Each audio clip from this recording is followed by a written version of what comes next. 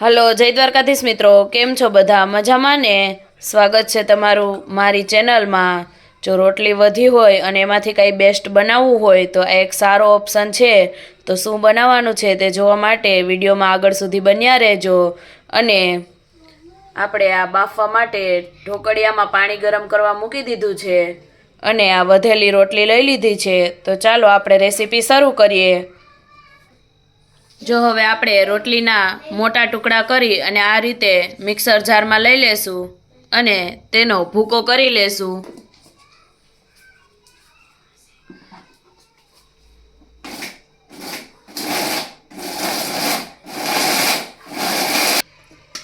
આ રીતે આપણે બધી રોટલીના ટુકડા કરી અને તેનો ભૂકો કરી લેશું.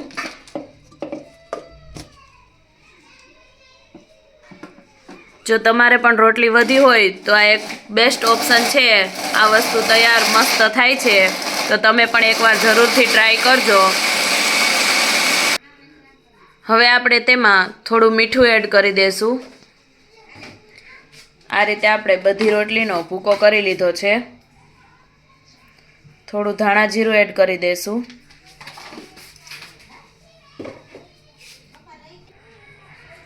પછી તેમાં થોડીક હળદર નાખી દઈશું.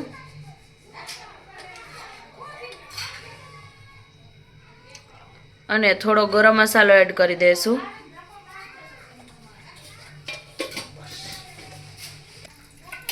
પછી આપણે તેમાં થોડું પાણી એડ કરી દઈશું.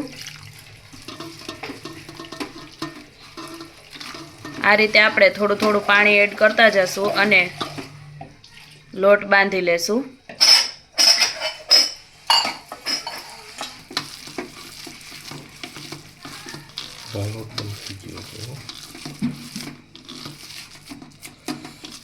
અને આ રીતે આપણે લોટ બાંધી અને તૈયાર કરી લેશું.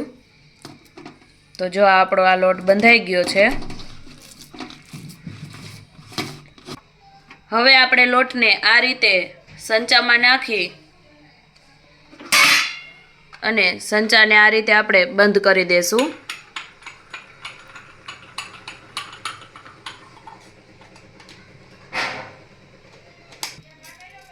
અને પછી તેના આ રીતે નૂડલ્સ જેવું આપણે પાડી લેશું.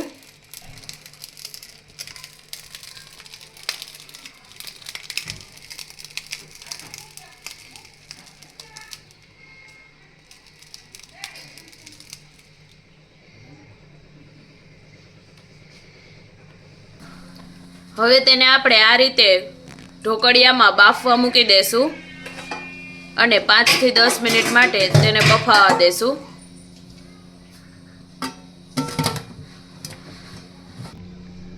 હવે જ્યાં સુધીમાં આપણા નૂડલ્સ બફાય છે ત્યાં સુધીમાં આપણે તેનો વઘાર કરવા માટેની વસ્તુ સુધારી લઈએ.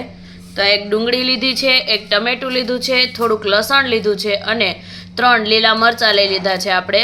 તો એ બધી વસ્તુને આપણે ઝીણી ઝીણી સુધારી લેશું.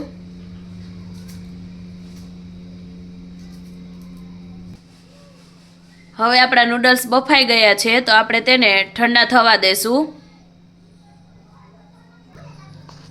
હવે આપણે એક કડાઈમાં તેલ ગરમ કરવા મૂકી દેશું.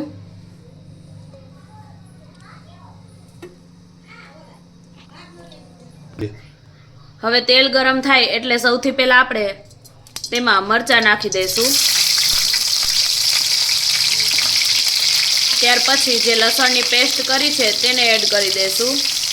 આપણે આદું પણ તેમાં સાથે જ નાખી દીધું હતું. એ બે તેલમાં થોડુંક તતડે એટલે આપણે ત્યાર પછી જે ડુંગળી સુધારી છે તેને એડ કરી દઈશું.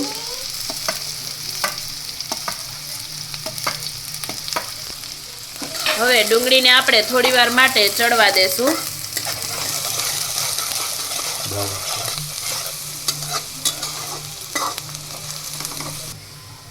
હવે આપણી ડુંગળી ચડી ગઈ છે તો આપણે તેમાં ટમેટું એડ કરી દઈશું.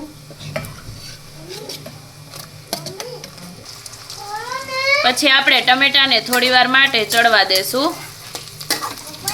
અને પછી ત્યારબાદ એમાં બધા મસાલા એડ કરી દઈશું. સ્વાદ પ્રમાણે મીઠું. નૂડલ્સમાં પણ આપણે મીઠું એડ કર્યું છે એટલે આપણે આમાં થોડું મીઠું એડ કરશું. અને ત્યાર પછી ધાણા જીરું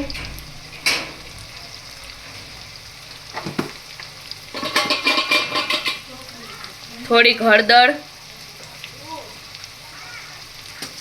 અને લાલ મરચું પાવડર એડ કરી દેશું.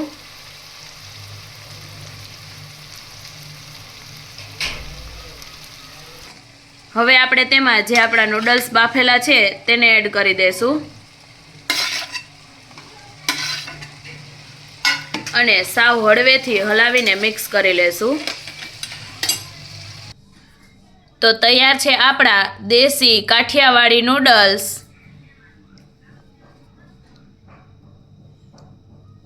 આપણે તેમાં સોસ એડ કરી દઈશું. જો તમારા બાળકોને પણ નૂડલ્સ બહુ ભાવતા હોય તો તમે એકવાર આ રીતે ઘરે રોટલીના બનાવીને ટ્રાય કરજો. ખૂબ જ ટેસ્ટી બને છે અને બહારના મેંદાવાળા નૂડલ્સ ખાવા કરતાં એકવાર આ રીતે બનાવીને જરૂરથી ટ્રાય કરજો. એકદમ દેશી ઘરની વસ્તુમાંથી જ બનીને તૈયાર થાય છે. વિડીયો ગમે તો લાઈક કરજો, શેર કરજો અને ચેનલમાં નવા હોય તો સબસ્ક્રાઈબ કરવાનું ના ભૂલતા. અને આવા અવનવા ગુજરાતી વાનગીઓના વિડીયો જોવા માટે એકવાર અમારી ચેનલની અવશ્ય મુલાકાત લેજો.